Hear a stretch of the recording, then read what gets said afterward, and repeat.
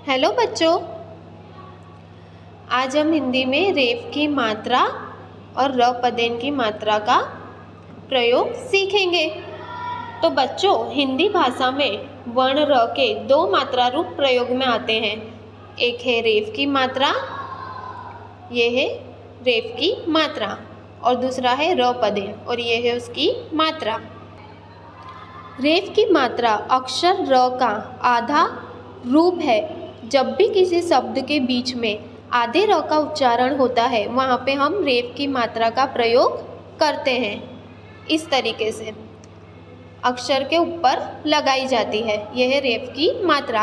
रेफ की मात्रा हमेशा शब्द के बीच में आती है। जहाँ भी रेफ की मात्रा का उच्चारण होता है, तो ये अपने उच्चारण के अगले वाले वर्ण पर लगाई जाती है। जब भी र आधा बोला जाता है, किसी भी शब्द में आधे र का प्रयोग होता है, तब रेफ की मात्रा उसके उच्चारण के बाद वाले अक्षर पर इस तरीके से लगाई जाती है। मैं आपको लिखकर बताती हूँ। जैसे बच्चों, मुझे लिखना है धर्म, धर्म। इसमें आधे र का प्रयोग होता है, ध के बाद और म के पहले। मैं ऐसा नहीं बोलूँगी कि ध र म, क्या बोलूँगी? धर्म। तो आधा र सुनाई देता है ध के बाद और म के पहले, तो मैं कैसे लिखूंगी? यहाँ पर मैं लिखूंगी ध, उसके बाद लिखूंगी म। ध के बाद र का उच्चारण आता है आधे र का, और उसके बाद म आता है। उसके उच्चारण के बाद म आता है, तो मैं म के ऊपर रेफ की मात्रा लगाऊंगी, तो ये हो गया धर्म। धर्म मीन्स रिलीजन, यानी इसको गुजराती में भी धर्म बोलेंगे। अब बच्चों, मुझे लिखना है गर्व, गर्व। मैं ऐसा नहीं बोल रही हूँ कि ग र व। गर्व शब्द में आधे र का उच्चारण हो रहा है, ग के बाद और व के पहले, तो मैं यहाँ लिखूंगी ग और व, और व के ऊपर रेफ की मात्रा लगाऊंगी, तो क्या होगा? गर्व। ग के बाद और व के पहले र का उच्चारण हो रहा है, तो व के ऊपर रेफ की मात्रा लगेगी। गर्व मीन्स प्राउड, इसको गुजराती में भी गर्व बोलेंगे। अब बच्चों, मुझे लिखना है दुर्गा। तो दुर्गा में दू के बाद र आ रहा है और गा के पहले सुनाई दे रहा है, दुर्गा आधा र, तो मैं यहाँ पर लिखूंगी दू और गा। अब दू के बाद र का साउंड आ रहा है, उसके बाद ग है, पर ग को यहाँ पर आ की मात्रा है, तो मैं यहाँ पर ग के ऊपर नहीं करूँगी रेफ, मात्रा के ऊपर करूँगी रेफ, दुर्गा। दुर्गा एक नेम है। अब बच्चों, मुझे लिखना है सर्दी। तो स के बाद और दी के पहले र का उच्चारण आता है, तो दी के पहले आता है, तो हम दी पे रेफ की मात्रा लगाएंगे और उसे कैसे लिखेंगे? स, उसके बाद दी लिखेंगे। अब बच्चों, यहाँ पर द को ई की मात्रा है, तो ये मात्रा के ऊपर मैं रेफ लगाऊंगी, तो हो जाएगा सर्दी। सर्दी मीन्स कोल्ड भी होता है और विंटर भी होता है। अब बच्चों, एक वर्ड है अर्ध्य, उसमें अ के बाद र का साउंड आता है, र आधा र, और उसके बाद ध्य है, ध्य। तो ध आधा है, उसके बाद य है, तो वो कैसे लिखेंगे हम? तो यहाँ पर मैं लिखूंगी अ और ध्य। अब रेफ की मात्रा कैसे लगानी है? अ के बाद र का उच्चारण आता है, तो उसके र के उच्चारण के बाद वाले वर्ण पर हम रेफ की मात्रा लगाते हैं, पर यहाँ पर ध आधा है, तो मैं यहाँ पर ध पे नहीं लगाऊंगी, य के साथ लगाऊंगी, क्योंकि ध के साथ य जॉइंट है, तो यहाँ पर आएगी रेफ की मात्रा अर्ध्य। बच्चों, रेफ की मात्रा कभी भी किसी भी स्वर के साथ प्रयोग में नहीं लाई जाती।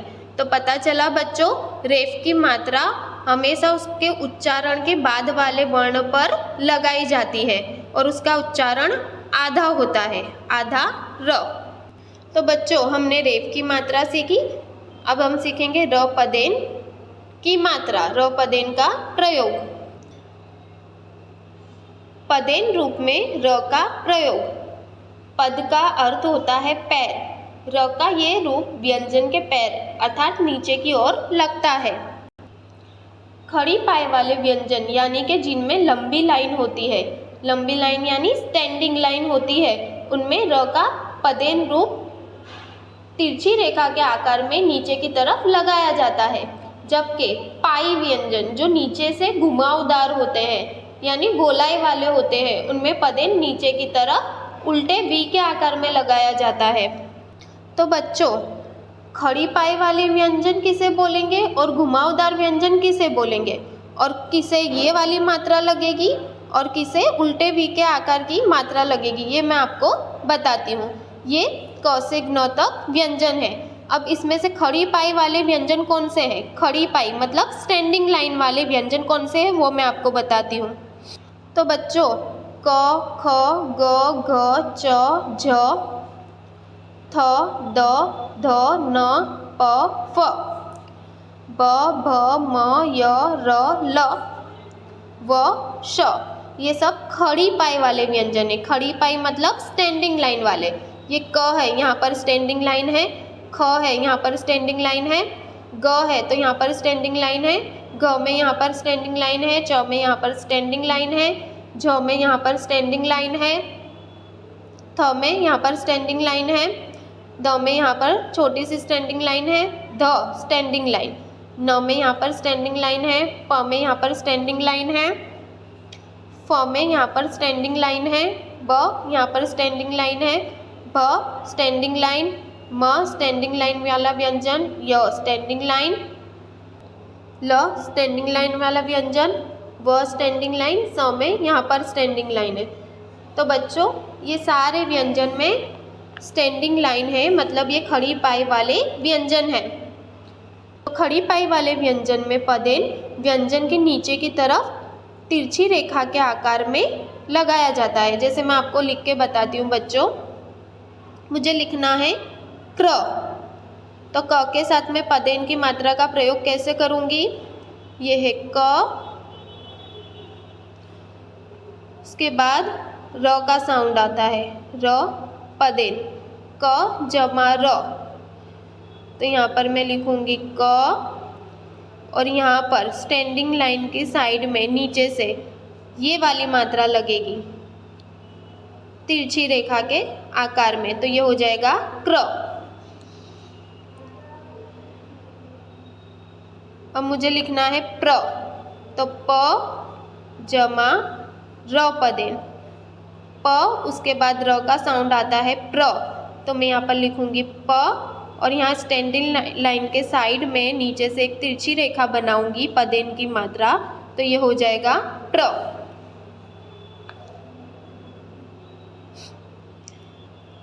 अब मैं यहाँ पर लिखूँगी भ, मुझे लिखना है भ्र, तो ये भ जमा पदेन की मात्रा, भ इसकी स्टैंडिंग लाइन है, यहाँ पर नीचे की तरफ मैं एक पदेन की मात्रा लगाऊंगी तो हो जाएगा भ्र। ऐसे ही बच्चों मुझे लिखना है ग्र, तो मैं यहाँ पर लिखूँगी ग और यहाँ पर स्टैंडिंग लाइन के नीचे की तरफ एक तिरछी रेखा बनाऊंगी तो हो जाएगा ग्र। अब मुझे लिखना है च्र, तो ये स्टैंडिंग लाइन है, नीचे की तरफ एक तिरछी रेखा बनाई तो ये हो गया च्र। तो बच्चों खड़ी पाई वाले ये व्यंजन है और उसमें र पदेन की ये मात्रा का प्रयोग होता है और उसे पढ़ा जाता है क्र, प्र, भ्र, ग्र, च्र। अब बच्चों घुमावदार व्यंजन, गोलाई वाले व्यंजन किसे बोलेंगे? तो जो नीचे से गोल होते हैं, घुमावदार होते हैं, जैसे छ यहाँ से गोल है, ट नीचे से गोल है, ठ नीचे से गोल है, ड नीचे से गोल है। तो बच्चों छ, ट, ठ, ड, ढ ये गोलाई वाले व्यंजन हैं। बच्चों गोलाई वाले व्यंजन में पदेन की मात्रा नीचे की तरफ उल्टे वी के आकार में इस तरीके से लगाई जाती है। जैसे बच्चों मैं आपको लगाकर बताती हूँ। तो बच्चों मुझे लिखना है छ, तो मैं छ कैसे लिखूँगी? पहले लिखूँगी छ जमा उसमें पदेन की मात्रा लगेगी, तो कैसे लिखा जाएगा? छ और उसके नीचे ऐसे उल्टे वी के आकार में पदेन की मात्रा लगाई जाएगी। मुझे लिखना है ट, तो यहाँ पर मैं लिखूँगी ट जमा पदेन की मात्रा। तो ट्र कैसे लिखा जाएगा? ट, उसके नीचे की साइड ऐसे उल्टे वी के आकार में मैं पदेन की मात्रा लगाऊंगी, तो ये हो जाएगा ट्र। अब मुझे लिखना है ड्र, तो ड्र कैसे लिखूँगी बच्चों में? ये है ड और नीचे से उल्टे वी के आकार में इसको पदेन की मात्रा लगेगी, तो ये हो जाएगा ड्र। कैसे पढ़ेंगे बच्चों? छ्र ट्र ड्र। तो बच्चों आपको पता चला, ये है खड़ी पाई वाले व्यंजन और ये है घुमावदार व्यंजन। खड़ी पाई वाले व्यंजन में तिरछी रेखा के आकार में नीचे की तरफ पदेन की मात्रा लगाई जाती है और गोलाई वाले व्यंजन में नीचे की तरफ उल्टे वी के आकार में पदेन की मात्रा लगाई जाती है।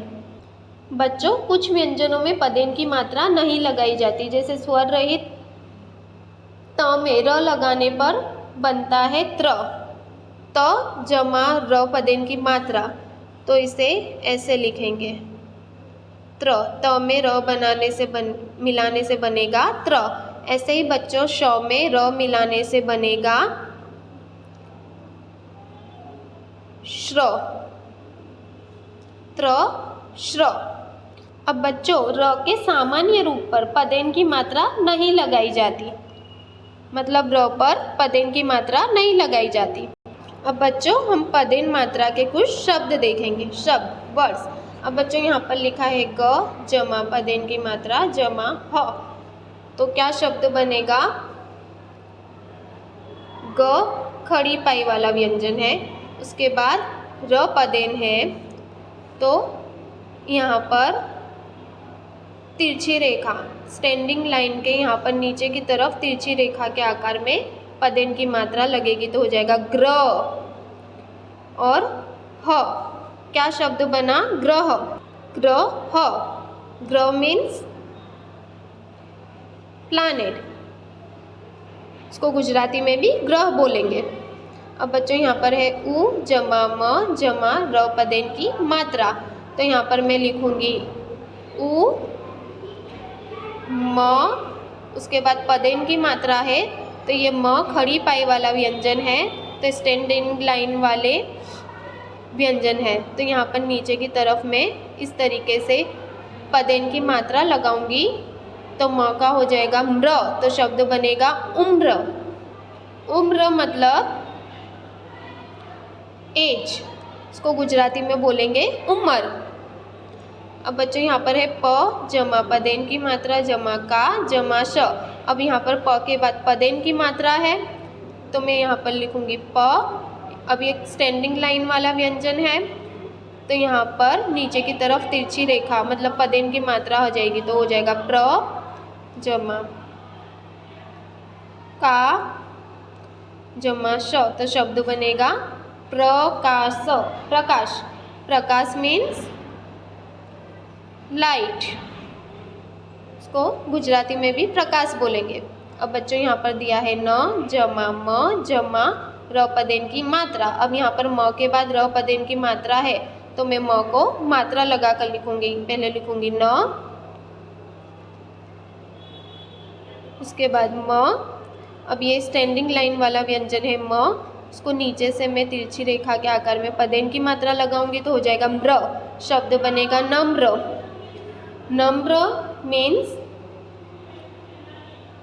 पोलाइट, इसको गुजराती में भी नम्र बोलेंगे। अब बच्चों यहाँ पर दिया है ट जमा र पदेन की मात्रा जमा ए की मात्रा जमा न। अब बच्चों ये ट है जो घुमावदार व्यंजन है, गोलाई वाला व्यंजन है, उसके बाद पदेन की मात्रा है, तो वो मैं कैसे लिखूँगी? ट, उसके बाद उसके नीचे ऐसे वी, उल्टे वी के आकार में पदेन की मात्रा लगाऊंगी तो हो जाएगा ट्र, क्या हो जाएगा ट्र, उसके ऊपर एक ही मात्रा आएगी तो हो जाएगा ट्रेन न, ट्रेन, ट्रेन मीन्स रेलगाड़ी। अब बच्चों यहाँ पर दिया है ट जमा र पदेन की मात्रा जमा क। अब ये ट गोलाई वाला व्यंजन है तो मैं यहाँ पर लिखूंगी ट, उसके बाद पदेन की मात्रा है तो नीचे से मैं लगाऊंगी उल्टे वी के आकार में पदेन की मात्रा तो हो जाएगा ट का ट्र और क, शब्द बनेगा ट्रक,